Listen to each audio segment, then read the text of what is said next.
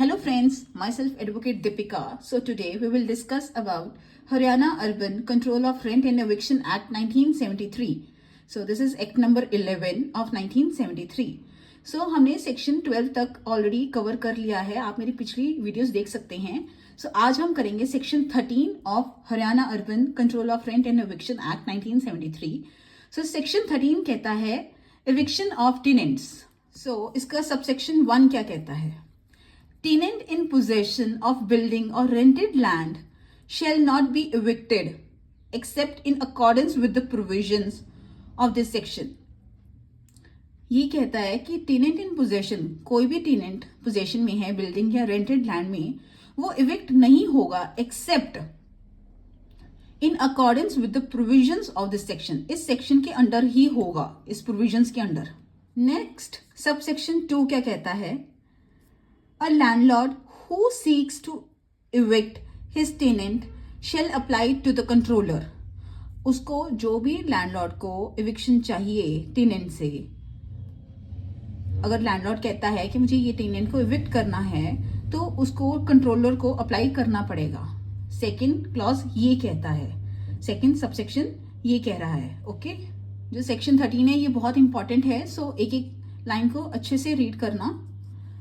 If the controller is satisfied, अगर controller satisfy हो गया, सेकंड में कहा है कि अगर लैंडलॉर्ड टेनेंट को इविक्ट करना चाहता है तो उसको कंट्रोलर को अप्लाई करना पड़ेगा. Okay, so if the controller is satisfied that the tenant has not paid or tendered the rent due from him within 15 days after the expiry of the time fixed in agreement of tenancy with the landlord, or if the absence of such agreement by the last day of the month next following that day for which rent is payable. इसका एक proviso भी है.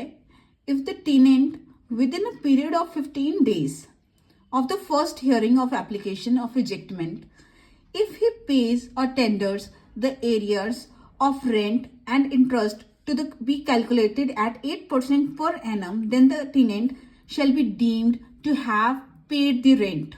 Next है, the tenant has, after the commencement of 1949 Act, if without the written consent of landlord, transferred his right under lease or sublet the entire building or any portions thereof, used the building for any purpose other than that for which it was leased.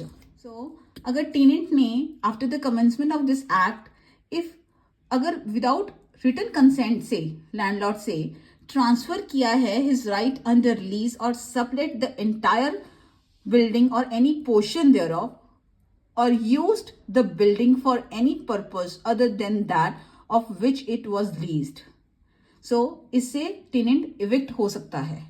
सो हम क्या करें, eviction of tenants करें कि कहाँ कहाँ tenant evict हो सकते हैं. नेक्स्ट है, the tenant has committed any act likely to impair the value और यूटिलिटी ऑफ बिल्डिंग, तभी टेनेंट इविक्ट हो सकता है. नेक्स्ट है, tenant guilty of nuisance. Next है, the tenant has ceased to occupy the building for the continuous period of 4 months without any reasonable cause except in case of hill stations. यहाँ पे भी एक exception है.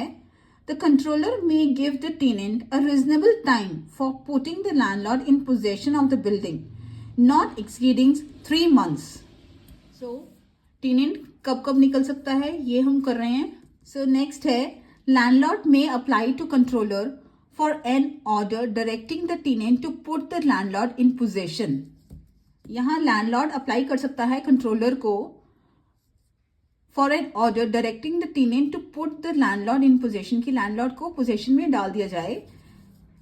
इन case of residential building, if यहाँ पे ये है कि अगर लैंडलॉर्ड को वो बिल्डिंग चाहिए for required for own occupation, required for use as office consulting room by his son as lawyer architect, tenant ceased to be in employment or service, tenant has residential building members of armed forces of union required it for his family. अगर residential building है और landlord को वो building चाहिए अपने लिए या इस पर्पसेस के लिए, सो वो टेनेंट को एविक्ट करवा सकता है. नेक्स्ट है, इन case of rented land, if required for his own use and he is not occupying in urban area concerned for his business any other rented land and has not vacated such rented land without any sufficient cause. इसमें क्या है कि landlord ने कोई property rent पर दी है and अब उसको वो चाहिए एंड वो कंट्रोलर को सेटिस्फाई कर देता है कि मेरे पास और कोई रेंटेड लैंड नहीं है कि मैं वो बिल्डिंग यूज कर लूं. So next is, if required to carry out any building at the instance of state government or local authority or improvement trust. So next है, if controller is satisfied that any application made by landlord for eviction of tenant, अगर controller satisfy हो जाता है कि कोई भी application जो भी लैंडलॉर्ड ने दी है टेनेंट को एविक्ट करने के लिए वो गलत है, फॉल्स है, कुछ भी है, तो उसको कंपनसेट करना पड़ेगा not exceeding ₹500. So this is all about today's lecture. आज हमने किया है section 13 of Haryana urban control of rent and eviction act 1973. हमने सेक्शन 13 में यही पढ़ा है कि टेनेंट को कैसे कैसे एविक्ट कर सकता है landlord. So I hope you like this lecture. Next section हम नेक्स्ट वीडियो में करेंगे. Thank you.